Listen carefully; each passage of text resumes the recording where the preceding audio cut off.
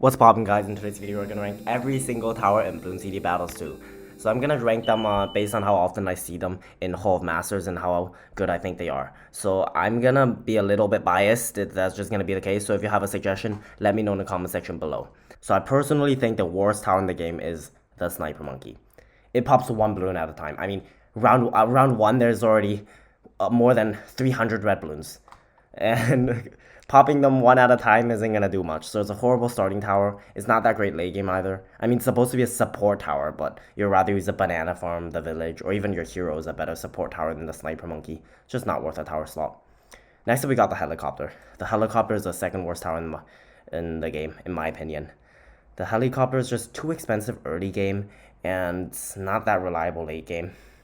I mean, kind of like the Sniper Monkey, they both have an ability that gives you money, but they're time-based, so it's time-based money generation. In other words, you'd rather eco, and they're not worth a tower slot. Next up, we got the Glue Gunner. I think the Glue Gunner is actually usable, and you do see it a little bit. So we're going to put it in D tier, I think, because you can actually use it if you really wanted to, but you don't see it that often. You see it sometimes with the village and attack, or like in some off-meta loadout. But it's not that good in my opinion. It's a support tower, and it's not great early game and late game. Next up, we got the Ice Monkey. In my opinion, the Ice Monkey is better than the Glue. But the Ice Monkey has fallen off. If you were to ask me last season, I would put it like B or C. But right now, I think it's not that great. Like, I don't know what happened to it. Just nobody seems to use it anymore. Next up, we got the Ace. The Ace is also in a similar situation as the Ice Monkey. The Ace is just used to be a little bit better, but then after the Engineer nerf, the Ace is just fallen off because its partner. It was only good because of the Engineer, and now it's not that great anymore. I guess you do see it in some maps, like on ports, for example, you almost have to use it because it flies over, it shoots darts over the obstacles. You also see it on the map where the platform drops. So if you know what I'm talking about. So the Ace also has a pretty good ability, like the Ground Zero, but it's just kind of expensive and not that great early game.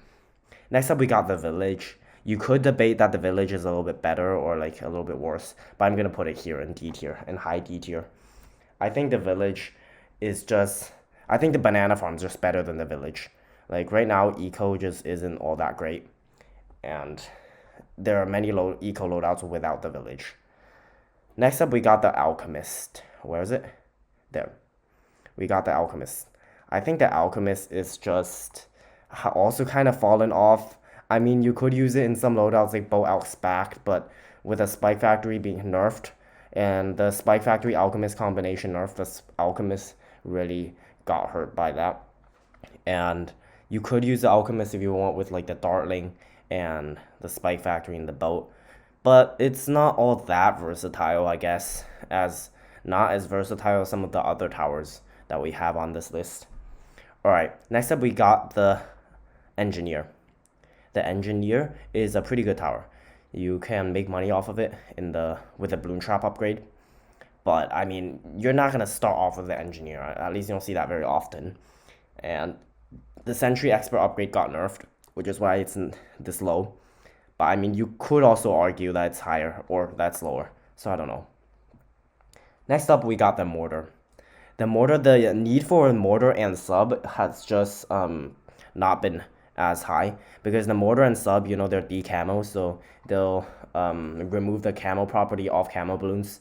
But now Etienne and also its ult BTN just kind of does the job for you for these two towers, which is why it's not higher than it is on this list. I think these three towers are pretty average: the Mortar, Engineer, and the Alchemist. Next up, we got the Boat. The boat can obviously only be used when there are good water spots on the map, which is why it's not any higher. But on maps that have lots of water spots, that have lots of water, it's pretty good tower. The Merchantman makes you money. It could be a starting tower, but it's not that great late game, and there are other options that are a little bit cheaper or better. Next up, we got the Super Monkey. I know I might be a little bit biased here, but I think Super Monkey is really balanced right now. It's in C tier, the most average tower in the game, in my opinion. The Super Monkey is so expensive. but like most of the time you don't have enough money to maximize a Super Monkey's power. But if you do, it could be pretty good sometimes. And Tech Tear, in my last video, I showed you guys that Tech Tear just eliminates DDTs, and Sun God can also pop group ceramics pretty well. Alright, next up we got the sub. We're gonna put this one on B tier. I think the sub is above average right now, but it's not as great as it used to be. Like I said, the need for D camo is not as high because of BTN. BTN just gives all your towers camo detection. BTN's a hero, by the way. And next up we got the tack shooter. Tack shooter can be used when there are lots of bends, or like when there's lots of loops or corners, good corners where you can use it on. There are lots of maps where you can use the tack shooter. It's a pretty good tower, but the tack shooter is horrible late game. That's kind of why it's not any higher. But the tack shooter has always been in Tack Farm Wiz, obviously, where you have to play really aggressively. But there are some loadouts that counter Tack Farm Wiz really well, because Tack Farm Wiz isn't very good late game. You pretty much lose if you don't beat your opponent before round 30. And there are lots of loadouts that can go to round 30 nowadays. Next up, we got the Dart Monkey. The Dart Monkey is kind of like the tack shooter. The Dart Monkey is also one reason why the tack shooter isn't any higher. They compete for the top spot, and I think the Dart Monkey is just a little bit better than the tack shooter, just barely. You can use the crossbow and the juggernauts to defend the mid-game rushes really for a cheap price. And the difference between Dart and Tack is that Dart has camera detection and Tack doesn't, which is one key factor that makes a Dart Monkey a little bit better.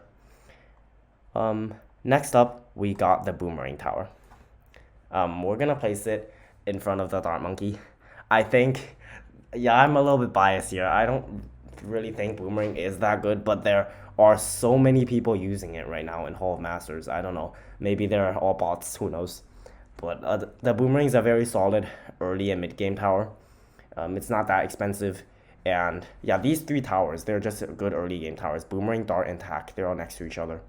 And they all aren't very good late game.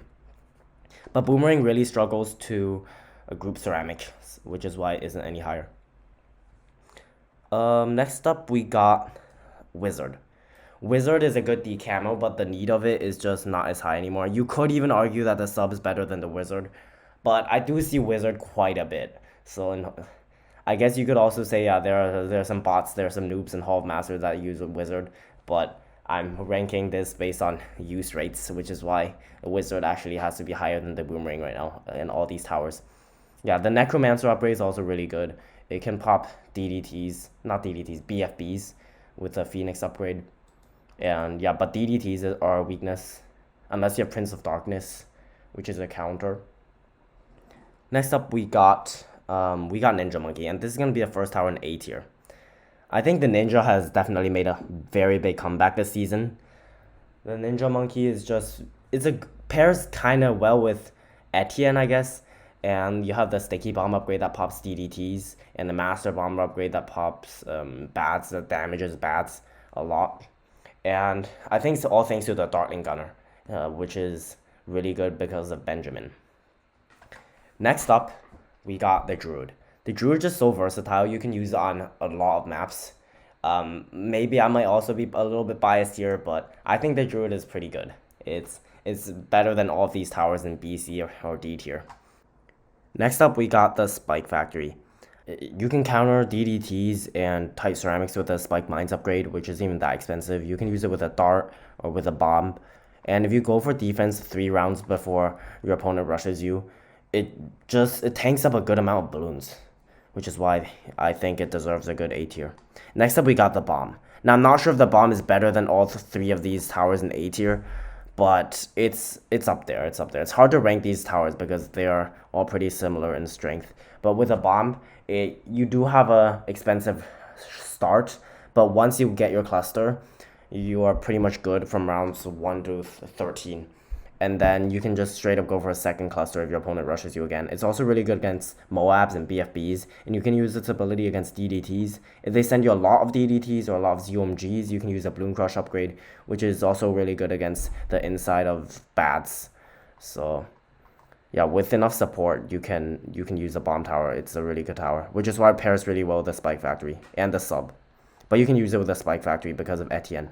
Yeah, I think Etienne and BTN really made the bomb tower a lot stronger than it is, or than it used to be. And next up, we got the Darling Gunner. The Darling Gunners just seems to be the best tower in the game. Well, obviously excluding the banana farm, but the Darling Gunner is the best tower in the game that actually pops balloons. It's funny because it was like the season 1. You can use the Darling Gunner early game. It's a little bit expensive, kind of like the bomb tower, but once you have the Hydrogopods, you're fine against most rushes. The Hydrogopods isn't even that expensive, and yeah, it pairs really well with the Benjamin. Pairs really well with Benjamin, which is a hero that definitely an above average hero to say the least. So, and it's not even that bad late game either. You can use the Mad and the Ray of Doom. They pair really well with each other. Next up, we got the Banana Farm, which is obviously the best tower in the game. It doesn't pop any balloons, so if you plop it down without another tower, obviously it won't do anything, but it's by far the best support tower in the game, and just the best tower in the game by a very large margin. It's just really good. It generates you money, and it should stay that way. Okay, the bank and the IMF loan might be a little bit stronger than it used to be, and they might need a nerf.